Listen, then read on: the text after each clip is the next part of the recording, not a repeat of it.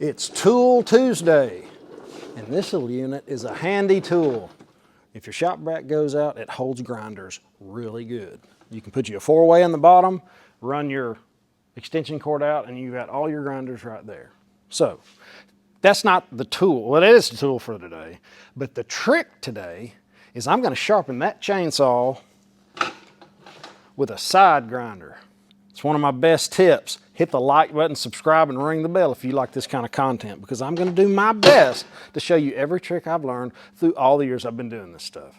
Now, the reason I know how to sharpen a chainsaw with a side grinder is because we got stranded on a lease road one time with a tree down. Tree fell across the road. Necessity is the mother of all invention. The chainsaw that we had would not cut the bark. It was so dull. One of the guys on the crew got a chainsaw, brought it back, and it wouldn't cut anything. So like, Chris, we need to sharpen this chainsaw. I was like, well, I don't have a chainsaw file, you know? I was like, well, we got to do something. So I found that this grinding disc, this 1/8 grinding disc, fits inside this tooth. You'll notice there's enough room to slide that disc in there and hit it just like that.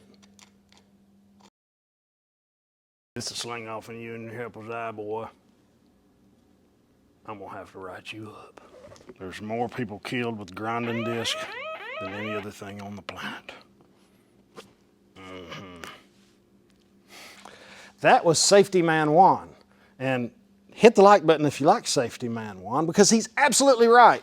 This thing will fly off there at light speed and go into somebody's eye. And it hurts. And you'll know when it happens. You'll either see it, you should inspect them every now and then, just kind of glance at them. But if it starts hopping on whatever you're grinding on, because we use them like this. We don't use grinders on pipe like we do everywhere else, side, you know, like this. We turn them upright, grind the bead out. And this thing is right here. So get away from it. Throw that fire down. I'm not going to talk about any more safety, but thank you, Safety Man Wand. Now, I love having sharp tools. I usually have a razor sharp knife with some type of multi-tool on the back of it and a flashlight. I like my tools. I like having them handy. That's the only reason I wear carpenter pants, because I like my soapstone here and all my other stuff here. You inspectors are probably like that too. So, Jose, let me show you how good Jose is. That's a good helper. He runs that dude down to the hub. This used to be a 6-inch just like that one, or 7-inch, I mean. All right, guys, for all intents and purposes of showing you the tools that I use and that I would not be without, I'm not affiliated with Bosch at all, but these grinders that are battery powered are awesome. Every now and then you need to hit something over there and you don't want to go get your extension cord. I try to keep extension cords handy in the shop here, but I figured it'd be easier to not have that cord flopping around you guys' face, and I thought I'd show it to you because this is one of God's gift to welders. This and several other tools I'm going to show you. So there's a few things I wouldn't be without, and this is one of them. Now I know you guys noticed there's not a guard on this grinder. This is for your entertainment, because I am not a safety man or an inspector.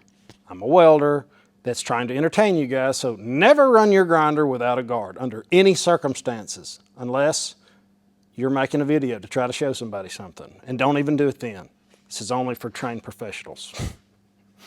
All right, covered that.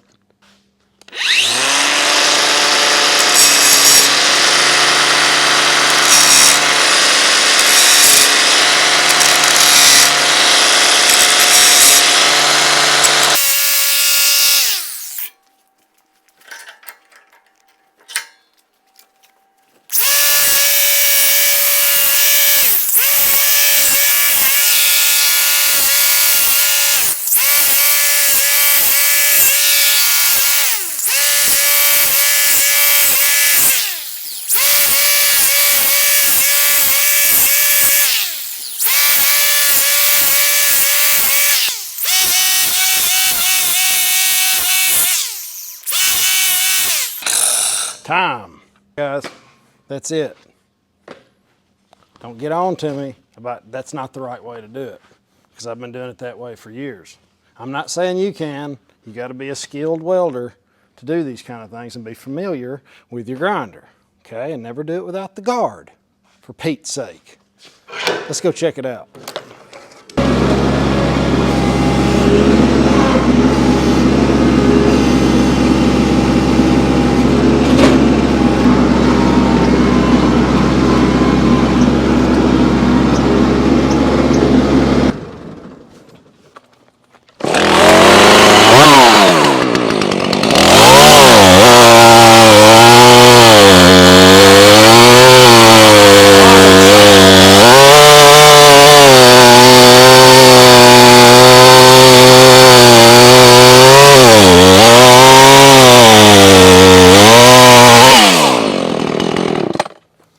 Throwing ribbons.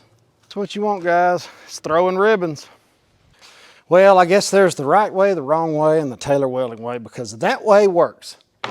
It's probably not the right way you saw, guys, and all you professional, all that. This is necessity. It can be done. It works good. I like sharp tools, and I sharpen these saws a lot of times doing it like that.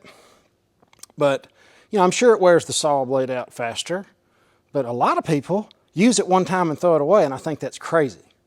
Like I said, I like sharp tools. So, guys, have an awesome, awesome day. If I made you snicker, laugh, giggle, anything one time, hit the like button on your way out. Don't forget to subscribe. Later.